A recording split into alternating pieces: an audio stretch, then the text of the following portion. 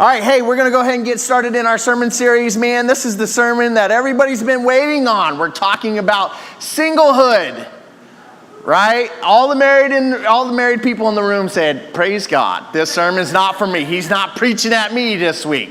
He preached at me last week. He's not preaching at me this week. Wrong. There's things in this sermon that you're going to take away, and I want you to take away some things in this sermon. But listen, I'm not going to have anybody raise their hand. But if you are single, that means the teenagers. All you teenagers, look at me, okay?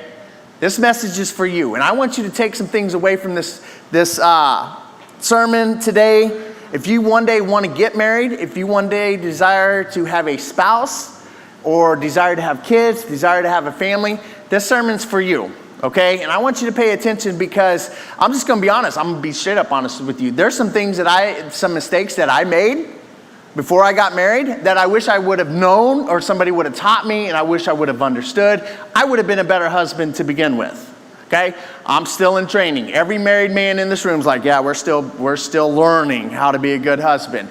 We never stop learning that, okay? We're never going to be the perfect husband until we reach heaven. Oh, no, you are now. Oh, yeah. I'm leaving tomorrow. That's why you're pouring it on.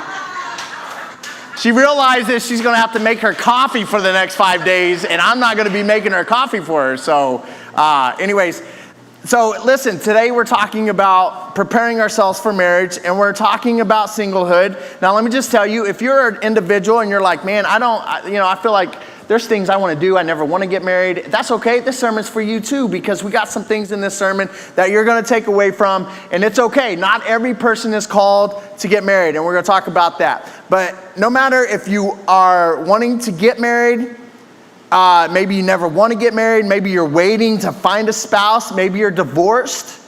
Maybe you're widowed. Maybe you're thinking about it. Maybe you're not sure. Listen, this sermon's for you. Today we're going to be hitting on some things that are important for those of you who are not married. And if you are married, I'm just going to tell you there's some things you can take away from today, okay? So just don't tune me out and be like, we'll be back next week and maybe he'll preach at me. No, I'm going to preach at you today too, okay? I preached kind of hard last week, trying to be funny. I made some jokes. Some kids laughed. I'd never robbed God before with a gun. That was a first for me. I don't know if anybody's ever pulled up on God and pulled a gun out on God, but we did last week, and I think God smiled in humor and just kind of was like, yeah, he got the point across. And that was just instant. I knew we weren't videotaping, and so, if you missed it last week, you just had to be here. So here's my big idea today, though. Make the most of being single, okay? I'm just going to tell you this right now. If you are single, you are not incomplete, okay? You're not incomplete. It doesn't matter who you marry. They will never complete you. My wife, she's a wonderful wife. She does not complete me. She doesn't. She's not my soulmate. I don't believe in soulmates. I don't believe that God designed one person at the beginning and said, okay, you're to marry this person. If you don't marry that person, you're completely marrying.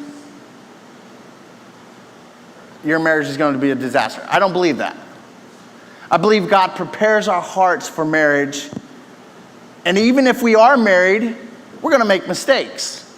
Your spouse isn't perfect. Your spouse is going to make mistakes. Your spouse is going to let you down. Your spouse is going to break your trust. And this is encouraging every single person to go, I want to get married, right? But all the married people in the room be like, man, I've learned from some hard mistakes. I've learned from some hard mistakes. And so I just want to encourage you that if you take some notes today, or you take away from today some things that not I'm preaching at you, but the Word of God is telling you, then you'll understand that, man, I'll be a better spouse. I'll find a better spouse if I do that. So here's some biblical thoughts on being single. Okay, like I said, it's not God's will for every single person to be married. I have a good friend. He's in his 50s. He's never been married. He's one of my really good friends. He loves music. My wife even has an uncle who's very similar. He loves music. His purpose in life is to play music. And he's a worship leader at a pretty big church up in Warren County. And man, God's called him to play music. And he has surrendered to that calling. And he doesn't want to get married. He has no desire to get married. He doesn't believe it is God's will for his life to get married. So I'm just telling you, it's not God's will for every person to get married. Think about Jeremiah. This is what the Lord said to Jeremiah. Jeremiah 16:1. I think we have this verse. It says, "Then the word of the Lord came to me. You must not marry and have sons or daughters in this place." So God told Jeremiah, your purpose is not to get married. Your goal in life, your purpose in life is I'm calling you to preach repentance to the land of Israel. Listen to what Matthew 19:10-12 said. It said, "Then the disciples said to him," they're talking to Jesus, "If such is the case for a man with his wife, it is better not to marry." But Jesus said to them, "Not everyone can receive this saying, but only those to whom it is given. For there are eunuchs who have been so from birth, and there are eunuchs who have made eunuchs by men, and there are eunuchs who have made themselves eunuchs for the sake of the kingdom of heaven. Let the one who is able to receive this receive it." Let me give you a list of some other Bible characters who never married. Maybe you've heard about a guy named the Apostle Paul. He was never married. Maybe you know about a guy named John the Revelator, John the disciple, Jesus' best friend. He even said, "I'm the disciple that Jesus loved." He never got married. Miriam never got married. John the Baptist never got married. John Mark never got married. Anna never got married. And Lydia never got married. Not this Lydia, but Lydia. The lady in Acts 17? No, yep, Yeah, the leader of the Philippian church. 1 Corinthians 7:9 says this, "I wish that all of you were as I am," the Apostle Paul says. "But each of you has your own gift from God. One has the gift and another has that. Now to the unmarried and to the widows I say, it is good for them to stay unmarried as I do. But if they cannot control themselves," and they need a person, "they should marry, for it is better to marry than to burn with passion." Paul saw his singleness as freedom to do God's will.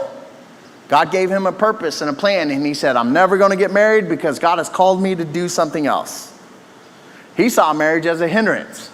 Now let me just tell you, marriage is not a hindrance to those who want to get married, okay? So let's just clear that up. But Jeremiah and Jesus saw that being single was part of God's mission in life, right? Jesus, when he came to earth, he was never going to get married. He was going to stay pure until he went to the cross. He never came here, no matter what the world says, Mary Magdalene was his girlfriend, blah, blah, blah. No, that's baloney, that's malarkey, that's not true. Jesus was called to come here as the Son of God to be the perfect, holy sacrifice on the cross. And he never got distracted from that. He never got distracted from that. Think about some benefits that you have of being single. So don't rush into marriage. Here's some things that you can do while you're single that you can't do after you're married. First of all, you can establish yourself financially. Man, get a good footing under yourself. Draw closer to God. Serve God freely and do numerous other things for the kingdom of God. You can start a new career more freely. It's hard to start a new career after you're married and have kids, and all of a sudden you're just like, I'm changing direction, and it's even harder to start a new job. But there are some things that you can do while you're married, or while you're unmarried, that you can't do while you're married. Now think about it. If you're in your early 20s, and I don't know if there's some people, but in this room, if you're in your early 20s, you're at the prime of your life. Don't rush into marriage until you're ready. I missed out on my early 20s. I'll tell you this, and we were at volleyball last Monday. I was talking with some people who are some college age kids, and they're in college, and they're just living it up, enjoying every moment of the college life. And I never had that because I chose to have a kid out of wedlock, and at the age of 20, I am having to take care of a kid. It's like, oh no. So I missed out on that. So don't rush into marriage and miss out on what God has for you in your early 20s, late teens. If you're divorced, staying single allows you to do things that you weren't able to do when you're married. Now, don't get divorced just so you can do things that you can't do when you're married. That's not what I'm saying, okay? Just want to be clear, right? You can raise your children without complications of a blended family with getting married to someone else who has kids. Let me just tell you this. It's better to be lonely than to be miserable. Uh-oh. You ever met somebody who's miserable in their marriage? I used to work with a guy at the city. Josh is laughing because he knows exactly what I'm talking about. Man, this guy is so miserable in his marriage, man. And some days he used to vent to me about how miserable his marriage was. And I was like, I can't relate. Like, my marriage is pretty good. Like, I enjoy being around my person. It's better to be lonely than miserable. Listen to Proverbs 19:13-14. A foolish child is a father's ruin, and a quarrelsome wife is like the constant dripping of a leaky roof. Listen, this goes for a quarrelsome husband too, okay? It says wife, but I'm just telling you, if you're the husband that's quarrelsome, you're like a leaky roof too. And let me just tell you, if you're a homeowner and you have a leaky roof, it's a nuisance. I grew up in a house. My parents have been living in this house since 1973, and there has been a leak in their roof that they have not been able to fix. And they have had company after company after company after company try to fix this leak in the roof, and it has not happened. And you ask my parents how miserable that leaky roof is because they have spent a lot of money on it. Houses and wealth are inherited from parents, but a prudent wife is from the Lord. Do not rush into marriage because you're lonely, or you feel desperate due to age or finances. It's better to marry the right one at an older age to marry the wrong one at a younger age. Okay? Being married does not secure happiness, especially when you choose the wrong person. If you're choosing to get married, then let me give you some biblical perspectives on how to marry the right person. Let me give you some biblical perspectives on seeking the right kind of spouse. The first thing is this: trust God to provide you with a spouse. In Genesis 6:1-3, it says, when human beings began to increase in number on the earth, and daughters were born to them, the sons of God saw that daughters of humans were beautiful, and they married any of them they chose. Then the Lord said, my spirit will not contend with humans forever. Don't get married based on looks, money, or status. Trust God's provision for a godly mate. If you marry somebody because of looks and they're a terrible person, their looks are going to fade, they're going to get wrinkles and gray hair and go bald. And then you're stuck with the miserable person, and they're not good looking anymore. Second thing is this: keep your sexual purity. 1 Corinthians 7:1-2 says this: now for the matters you wrote about, it is good for a man not to have sexual relations with a woman, but since sexual immorality is occurring, each man should have sexual relations with his own wife, and each woman with her own husbands. In 1 Corinthians 8:9, it says this: now to the unmarried and to the widows I say, it is good for them to stay unmarried, as I do. But if they can't control themselves, then they should marry, for it is better to marry than to burn with passion. Listen, sexual purity matters. It matters before you're married. It matters when you're married. And it matters after you become widowed or divorced. Your sexual purity matters. In fact, almost every single book in the New Testament talks about sexual impurity. If it's that important where Scripture hits on it almost in every single book in the New Testament, it's important to God. You can be roommates, you can share business or property, go on huge adventures, have fun, wage war, mentor kids, and just about anything else with anybody else in the world, but sex is only for marriage. It's only for marriage. And listen, sexual purity is not just about virginity. However, your virginity is important. All you young people, I want you to look at me. I don't regret my 2 older kids. I had them out of wedlock. I don't regret that. But if I had the biggest regret in my life, if I could have stayed pure until the day I got married, I would go back and change that. Who likes Mountain Dew Code Red? You do? Come here, Wyatt. You're going to help me. The only thing that could make this better is if it was Dr. Pepper. Okay? But I didn't have any Dr. Pepper this morning when I went to the storage room and there was only Mountain Dew Code Red. I'll settle for that. I like Code Red. It's not as good as regular Mountain Dew, but it's good. I want you to hold that. Okay? Hold that until I tell you to open it. Your virginity is like this can of Code Red. All right? This is the best, easiest explanation I got. Don't condemn me for being unspiritual. Code Red's good? You like Code Red? All right. You're going to help me today? You're going to walk away with this and drink it. Okay? All right? That's your reward for helping me and me for pulling you up on stage. Your virginity is precious. It's like this can of soda. Open it.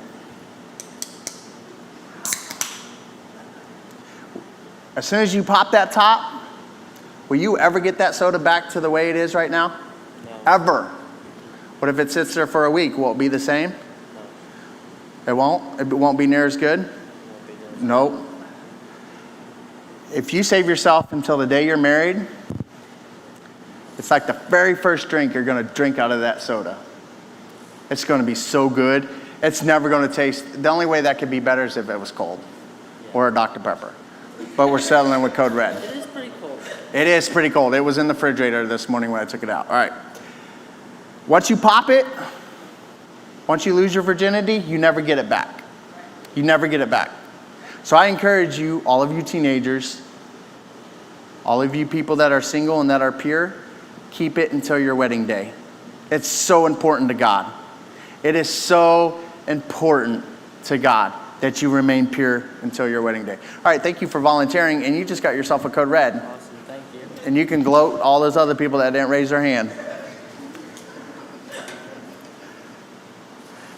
I use that just as an analysis, but I'm just telling you, it's important to God that you remain pure until your wedding day. God demands sexual purity to the one who's never been married. He demands it of the person who's widowed. He even demands it of the person that's divorced. If you're not in a holy marriage, you'll remain pure. If you're choosing to get married, let me give you some biblical perspectives on seeking the right spouse. The most important one, let me just tell you, like there's things on your list that you'll have that the Bible never tells you to seek after. To me, blue eyes matter. Okay, that's just me. All right, that's not anybody else's preference. I just love blue eyes. And so when I met my wife, my very first pickup line to her was, "Oh, you still got those beautiful blue eyes that you had when you were a kid," because we didn't know each other for 15 years, right? She's like, "You didn't remember what color my eyes were?" Nope. But it was just my pickup line, and it worked because she's like, "Hey, I love blue eyes." And so when I saw her, I was like, "Oh, she's got gorgeous blue eyes, gorgeous blue eyes." The Bible never told me to pray for a person with blue eyes, right? But that's what I wanted. But that wasn't the most important thing to me. The most important thing to me is that she loved Jesus. She loved Jesus. The first thing is this: do not be unequally yoked with somebody who's not a believer. You will be miserable. If you want to live for Jesus and you marry somebody that doesn't live for Jesus, your whole marriage will be a fight. It will be a fight. In fact, I know people who have gotten married after, or people who have gotten married, and then after being married, they then got saved and got in church, and now they're miserable in their marriage because their spouse doesn't serve Jesus. They serve Jesus alone. They go to church alone. They take the kids to church alone, and yet they're unequally yoked. Not because they should divorce their spouse, but just because the friction of one serving Jesus and the other one didn't. Listen to what 2 Corinthians 6:14 through 16 says. Do not be unequally yoked with unbelievers. For what partnership has righteousness and lawlessness? Or what fellowship has light with darkness? What accord has Christ with Belial, which was the name of one of their gods? Or what portion does a believer share with an unbeliever? What agreement has the temple of God with idols? For we are the temple of the living God. As God said, I will make my dwelling among them and walk among them, and I will be their God, and they shall be my people. So what does this mean about looking for a spouse to be unequally yoked? Listen, only marry a faithful believer. Every single person in the room, let me just tell you, if you love Jesus and you want to serve Jesus, marry somebody who loves Jesus as well. A faithful believer is somebody you will be able to tell by the way they walk, by the way they talk, by the way they live their life. If they're not seeking after Jesus, run. Run. That ain't the person for you. Their walk follows their confession, and you will know early on in your relationship if they are running after God. The metaphor that he uses is two animals yoked together, like oxen to pull a load or a heavy cart. Christians should not be weighed down in their service to the Lord by their relationships with unbelievers. Okay? So when they would yoke two oxen together, this big wood thing would come over both oxen, and you'd have to find two oxen that are similar in size, similar in strength, similar in power. Because if you had a bigger oxen and a smaller oxen, then it's like you're turning right all the time. You ever tried to plow a field, or have you ever seen a field that's plowed by a tractor, that one of the bearings is broken or something on the tractor, and all the tractor does is turn to the right? Think about driving your vehicle, right? I had to get an alignment on my minivan, the thing that won't die. And I even had Jake drive it, and he's like, oh man, that pull is bad. If I let that thing loose, it just drives to the right all the time, like we're going off into the shoulder. But two oxen that are unequally yoked, it's a disaster for the farmer. And so that's the metaphor he's using. And that's why he says, do not be unequally yoked with a non-believer. Like, don't do it. Like, you're going to be miserable. You're going to be miserable. Find somebody who loves Jesus. Only marry somebody who loves Jesus. All right, his second one is this. Do not marry into adultery.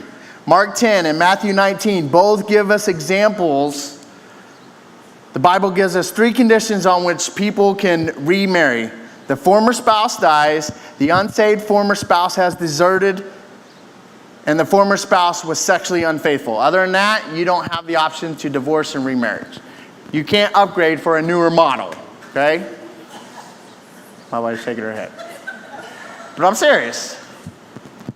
Listen, it's till death do us part. And you're like, hey, what if I'm at that point in my marriage? Like, I'm already married. That's okay. There's enough grace in the cross for you. That's okay. It covers that. Right. I remember when I had just gotten saved, my pastor at the time preached on this, and then this guy was in a second marriage, and he goes up to our pastor afterwards. He's like, hey, so you're saying I should divorce my wife and go back to my first one? And he's like, no, that's not what I'm saying. Where you're at in your marriage, that's okay. There's enough grace to cover you. But if you marry somebody that's already divorced, you bring all that baggage with you. And if you're divorced and you marry somebody else that's divorced, you bring all that baggage with you. Even me, I had 2 children out of wedlock. I brought all that baggage. I'm not calling my kids baggage, but I had all of that from that messed up relationship that me and my wife had to deal with on our own now. We had to deal with all of that. And it was hard, right?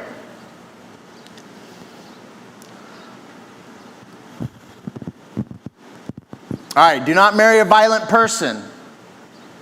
Man, just read the book of Proverbs. It will tell you all about violent people, how to stay away from them. But Malachi 2 says this. There's one thing that the Lord hates as much as divorce, and that's a man that covers himself in violence. You want to be miserable? Marry somebody with a temper. Marry a person who's violent. And eventually they'll be violent with you. And then they'll be violent with your children. I'm just saying, you'll be next. Take their temper into serious consideration. Here's a good rule of thumb. Here's a good test. You want to know if the guy you're dating is going to be a good husband? Get him in rush hour traffic on 270.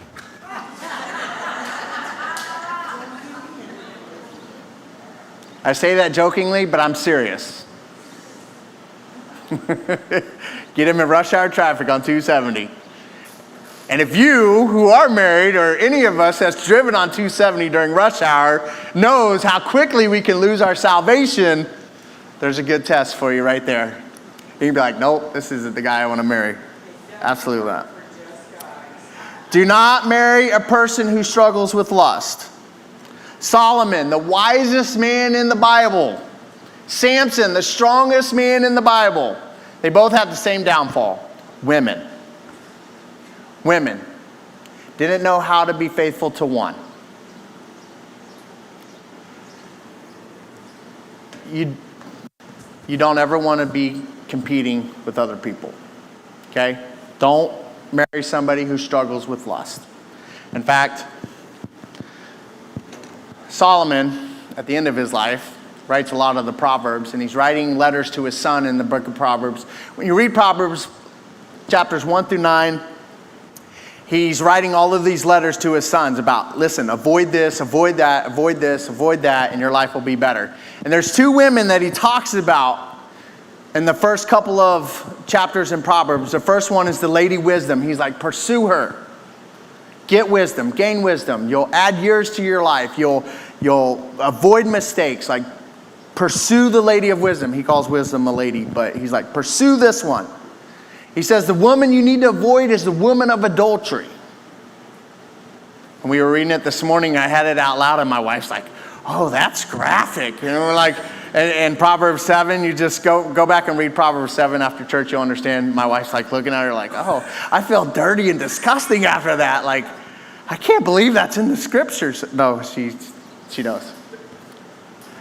But man,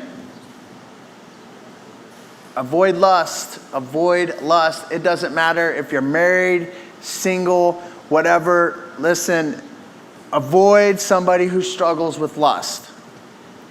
Okay? Avoid it. If you're a teenager, I'm going to give you advice to every teenage boy in the room. Learn how to control your purity at a young age. You will avoid a lot of situations if you learn to control your sexuality at a young age. All right. Let's make the most of being sanctified. In every season of life, God is trying to purify us. He's trying to set us apart. This is what you need to do to prepare yourself for marriage. Become the person you want to marry. Right? A highly committed Christian will not be interested in a Christian with a weak commitment to Christ. Marriage of great value in our walk with God is better when we're doing it with somebody that loves Jesus as much as we do. And listen, your future spouse is going to have a lot of weaknesses, a lot of things that they can get better at, and so will you. This is what I want to do. I know I preach short, but that's okay. I hope you take some things away from today. Last one I didn't think about, I just thought about it now. Listen, don't marry somebody with money problems. Like, avoid that.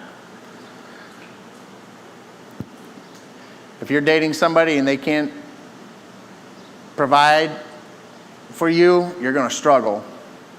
Women, like if you don't marry a guy that can provide for you, who doesn't want to work, who wants to sit at home and be lazy, Proverbs talks a lot about being slothful too. All right, this is what I want to do.